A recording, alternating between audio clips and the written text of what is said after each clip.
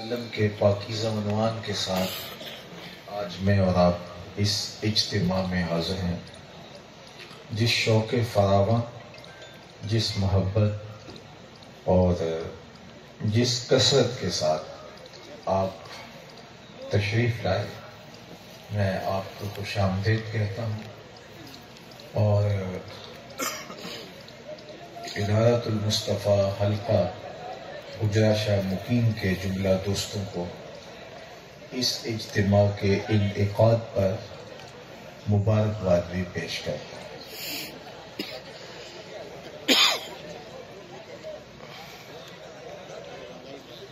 صلی اللہ علیہ وآلہ وسلم کے عنوان سے ہم آج جمع ہوئے ہیں اور اللہ نے اپنے پیارے محبوب علیہ السلام کی زندگی کو ہمارے لیے کامل، اکمل اور مکمل نمونہ بنایا ہے. لَقَدْ كَانَ لَكُمْ فِي رَسُولِ اللَّهِ أُسْوَةٌ حَسَنَةٌ. اسوہ خوبصورت، پاکیزہ اور نورانی ہم اپنی زندگیوں میں اتار کر کے اپنی زندگیوں کی خوبصورتی کی ضمانت حاصل کر سکتے ہیں. اسوہ اور سیرت یہ قریب المعنی ہے اور آپ میں سے کوئی بھی ایسا شخص نہیں ہوگا جس نے یہ کلمات بچپن سے نہ سن رکھے ہوں.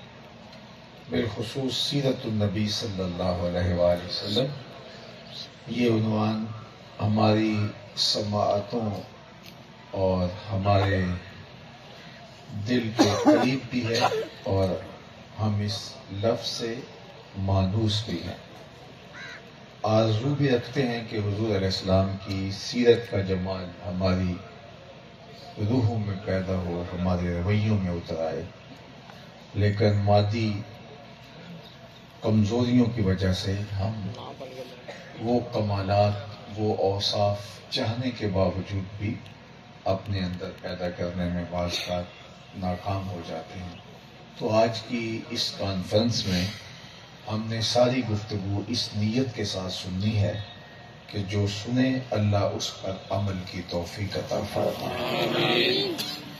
ام المومنین سیدہ عائشہ رضی اللہ تعالی عنہا، محبوبہ محبوب کائنات، آپ فرماتی ہیں کہ کان خلقہ القرآن. جب آپ سے پوچھا گیا حضور کے اخلاق، حضور کے کردار کے بارے میں، حضور کی سیرت کے بارے میں، تو انہوں نے برجستہ کہا، اے پوچھنے والے تو قرآن کھول کے بیٹھ جا. جہاں قرآن نے روکا ہے وہاں تجھے حضور علیہ السلام نہیں ملیں گے، اور جس کام کے بجا لانے کا حکم قرآن نے دیا ہے آپ وہاں حضور کو پائیں گے. قرآن مجید کی عملی تصویر اگر آپ نے دیکھنی ہے، عملی تفسیر ملاحظہ کرنی ہے، تو وہ نبی رحمت صلی اللہ علیہ وآلہ وسلم کا کردار ہے، حیات طیبہ ہے، سیرت مبارکہ ہے. ام المومنین حضرت خدیجۃ الکبریٰ رضی اللہ تعالی عنہا حضور کی سیرت کے کچھ عنوان بیان فرمائے جو ہمارے سمجھنے کے لیے، جاننے کے لیے، عمل کرنے کے لیے ہے. جب پہلی وحی کا نزول حضور کے قلب اطہر پہ ہوا تو آپ جانتے ہیں کہ قرآن تو اگر پہاڑوں پہ بھی اترتا تو وہ بھی ریزہ ریزہ ہو جاتے. یہ حضور کا قلب اطہر تھا جو قرآن کو سہار گیا، ورنہ کسی میں ہمت نہیں کہ اس بوجھ کو برداشت کر سکے. لیکن اس کی ایک کیفیت تھی جو حضور کے قلب اطہر پر محسوس ہوئی، اور آقا کریم علیہ السلام نے اپنے بدن پر سردی کا احساس کیا. تو گھر جب پلٹے تو فرمایا، یا خدیجہ زملونی، مجھے چادر اڑا دو، مجھے سردی لگ رہی ہے. تو حضور علیہ السلام نے کچھ چیزوں کا ذکر کیا ام المومنین سے، تو انہوں نے تسلی دیتے ہوئے، تشفی دیتے ہوئے حضور علیہ السلام سے کہا، کلا واللہ لا یخزیک اللہ ابدا، آپ کا رب آپ کو کبھی پریشان نہیں ہونے دے گا. آپ کی آبرو سلامت رہے گی اور آپ کی حفاظت ہوگی. آپ کا رب آپ کو کبھی پریشان نہیں ہونے دے گا. کیوں؟ اب وہ 6 اوصاف ہیں جو ام المومنین نے بیان کی. بعض کتب میں 5 کا ذکر ہے، بعض میں 6 کا ذکر ہے. کہا کہ آپ کبھی بھی پریشان نہیں ہوں گے. کیوں؟ انکا لتصل الرحم، آپ کا وصف نمایاں یہ ہے کہ آپ رشتہ داروں کے ساتھ سلوک اچھا کرتے ہیں. رشتہ داروں کے تلخ رویوں کے باوجود، کھردرے انداز کے باوجود، نامناسب باتوں کے باوجود ان کے ساتھ اچھا رویہ رکھنا، یہ ایک اچھے اخلاق کی علامت ہے. عمومی طور پہ انسان اس کو دلیل بناتا ہے کہ جب میرے ساتھ ان کا رویہ اچھا نہیں ہے تو پھر مجھے بھی اس بات کا حق پہنچتا ہے کہ میں بھی ان کے ساتھ رویہ اچھا نہ رکھوں. اور کہا جاتا ہے کہ 1 قدم پیچھے ہٹے گا تو ہم 10 قدم پیچھے ہٹیں گے. یہ کوئی کمال نہیں ہے. وہ 1 قدم پیچھے ہٹا اور آپ 10 قدم پیچھے ہٹ گئے. کمال یہ ہے کہ جو تم سے ٹوٹنا چاہے تم اسے جوڑ کے رکھو، جو تمہیں محروم رکھے تم اس کی جھولیاں بھر دو، اور جو تمہارے پہ زیادتی کرے تم اسے معاف کر دو. اور حضرت عبداللہ ابن سلام رضی اللہ تعالیٰ عنہ فرماتے ہیں میں حضور سے یہی سنا، سل من قطعک واعط من حرمک واعف عمن ظلمک، جو تیرے سے تعلق توڑے تو اس سے تعلق نہ توڑنا. ممکن بھر کوشش ہونی چاہیے کہ تعلق استوار رہے. ہاں یہ ہے کہ بعض رشتہ داریوں میں معاملات یہاں تک پہنچ جاتے ہیں کہ قربتیں مزید دوریوں کا سبب بن جاتی ہیں اور جو ہے وہ تذلیل تک معاملہ پہنچ جاتا ہے. تو اس میں آپ محتاط تو ہو سکتے ہیں لیکن رشتہ ٹوٹنے نہ دیں اور صلہ رحمی کا چراغ کبھی بجھنے نہ دیں. اور فرمایا جو یہ چاہے کہ اس کے رزق میں برکت ہو اور اس کی عمر میں برکت ہو وہ رشتہ داروں کے ساتھ اچھا سلوک کرے، اگرچہ ان کا سلوک اچھا نہ بھی ہو. اچھا اگر رشتہ داروں کا سلوک اچھا ہے تو کوئی ان کے ساتھ اچھا سلوک کرے تو یہ کون سا کمال ہے، یہ کون سی قربانی ہے، یہ کون سا ایثار ہے. اس نے بھلائی کی تو آپ نے بھی بھلائی کر دی. اصل امتحان اس وقت ہوتا ہے جب رشتہ دار اچھا سلوک نہیں کرتے اور آپ پھر اس کے مقابلے میں ان کے ساتھ اپنا رویہ اچھا رکھتے ہیں. آپ جذبات میں آ کر بے قابو نہیں ہوتے اور کوئی ایسی بات نہیں کہتے کہ جو اخلاق سے گری ہو، جو شریعت کے تقاضوں سے متصادم ہو اور جو اقدار کے زوال کا سبب اور ذریعہ ہو. اللہ کے محبوب علیہ السلام کے رشتہ داروں نے آپ کے ساتھ جو سلوک کیا وہ کس سے مخفی ہے؟ کانٹے کس نے بچھائے تھے راہوں میں؟ ہماری راہوں میں کبھی کسی نے عملاً کانٹے تو نہیں بچھائے کسی رشتہ دار نے، لیکن ام جبیل جنگل سے لکڑیاں کاٹ کے لاتی اور جن راہوں سے حضور علیہ السلام نے گزرنا ہوتا باقاعدہ ان راہوں میں وہ لکڑیاں بچھا دیتی جو کانٹوں سے بھری ہوتی، اس خیال سے کہ جب آپ اٹھ کے آئیں گے صبح فجر کے وقت اندھیرے میں حرم کی طرف جائیں گے یا جہاں بھی جانا ہے تو راستے کے اندر کانٹے پڑے ہوں گے تو اچانک ان کو تکلیف پہنچے گی.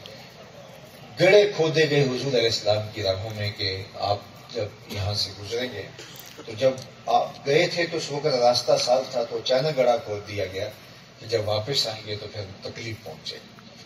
آوازیں نہیں کسے گئے، لوگوں نے اوجریاں نہیں ڈالی حضور کے بدن اطہر کے اوپر، جسم منور کے اوپر. اللہ اکبر. لوگ اپنے گھروں کا کوڑا لا کے حضور کے گھر کے سامنے ڈالتے تو آقا کریم نے صرف اتنا کہا کہ اے قریش تم کیسا حق مجاورت ادا کر رہے ہو، کیسی ہمسائیگی کا حق ادا کر رہے ہیں. تو کیا کیا نہیں ہوا، کتنی تکلیفوں سے میرے اور آپ کے آقا مولا نہیں گزرے. تاریخ بالکل جو ہے وہ اس کے اوراق میں سب کچھ موجود ہے، لیکن حضور علیہ السلام حتیٰ کہ شہر مکہ چھوڑ کے مدینہ چلے گئے. اس قدر انہوں نے اذیتیں دیں، تکلیفیں پہنچائیں، نہ صرف حضور علیہ السلام کو، آقا کریم کے ماننے والوں کو. حضرت عثمان غنی کو کچی کھال میں لپیٹ کر کے ناک میں دھنی دی گئی. حضرت بلال حبشی کے ساتھ جو کچھ کیا گیا، حضرت سمیہ شہید کی گئی، حضرت یاسر شہید کیے گئے، حضرت عمار کو جلتی ہوئی آگ میں ڈالا گیا، اور کیا کچھ نہیں ہوا. لیکن آج اللہ کے محبوب 10,000 صحابہ کے ہمراہ مکہ فتح کرتے ہیں تو یہ سارے تھر تھر کانپ رہے ہیں کہ نہ جانے ہمارے ساتھ آج کیا ہوتا ہے. انہوں نے یہ تھا گردنیں اتریں گی کیونکہ ہم نے جو سلوک کیا تھا. اب آ کر وہ تشریف لائے اور فرمایا بتاؤ میں تمہارے ساتھ کیا سلوک کروں. انہوں نے کہا کریم باپ کے کریم بیٹے ہیں، ہم آپ سے خیر کی توقع رکھتے ہیں. ان کی آرزو یہ تھی کہ گردنیں اترنے سے بچ جائیں، باقی شہر بدل تو کیے ہی جائیں گے. لیکن حضور کا جواب سن کے ان کی آنکھیں پھٹی کی پھٹی رہ گئی. آقا کریم نے فرمایا اذهبوا انتم الطلقاء، جاؤ تم سب آزاد ہو. اور آج میں تمہیں وہی کہوں گا جو میرے بھائی یوسف علیہ السلام نے اپنے بھائیوں سے کہا تھا، لا تثریب علیکم اليوم، آج تم سے کوئی مواخذہ نہیں کیا جائے گا، تمہارے پر کوئی گرفت نہیں ہوگی، جاؤ میں تمہیں معاف کرتا ہوں. اللہ اکبر. یہ تھا حضور علیہ السلام کا رویہ، یہ تھا ان رشتہ داروں کے ساتھ سلوک، یہ تھا مکے کے باسیوں کے ساتھ اللہ کے محبوب کا طریق. تو ہمیں سیرت سیکھنی ہے، چونکہ ہم جب اپنے گھر سے نکلتے ہیں تو پہلا دائرہ رشتہ داریوں کا آتا ہے. تو آج ویسے جس دور میں ہم جی رہے ہیں، تمام رشتہ داروں نے ایک دوسرے کی ناک میں دم کر رکھا ہے اور زندگی تلخ بنا رکھی ہے ایک دوسرے کی. اس سے اگر کوئی کسی کو تکلیف دیتا ہے تو وہ خود بھی سکھی نہیں ہے، وہ بھی اذیت میں ہے. وہ کیا کسی نے کہا تھا کہ غم کے سفر میں تنہا نہیں، میرے ساتھ بھی کوئی چلتا ہے، گر ہم کو ہے احساس تپش، خود آپ بھی سورج جلتا ہے. تو اگر کسی نے کسی کے ناک میں دم کر رکھا ہے تو وہ اس سے سکون نہیں پا سکتا، قرار نہیں پا سکتا. اس کے نفس کو کسی کو اذیت دے کے تھوڑے لمحوں کے لیے راحت تو ہو سکتی ہے، لیکن اس کی روح زخمی ہو جاتی اور بے چین ہو جاتا ہے. تو آج ہر شخص کہتا ہے کہ جناب میرے ساتھ میرے رشتہ داروں کا سلوک اچھا نہیں ہے. وہ اپنے اوپر بھی غور کرے کہ میرے رشتہ داروں کے ساتھ اپنا سلوک کیسا ہے. تو اللہ کے محبوب کی سیرت اگر ہم نے سیکھنی ہے تو حضور کی سیرت اس باب میں سیکھیں اور اپنے آپ کو دیکھیں کہ ہمارا رویہ ہمارے رشتہ داروں کے ساتھ کیا ہے، اور ان کا اگر رویہ تلخ بھی ہے تو اس کے جواب میں حضور کی سیرت ہمیں کیا بتاتی ہے اور ہم کس طرح ان کے ساتھ معاملت کریں گے.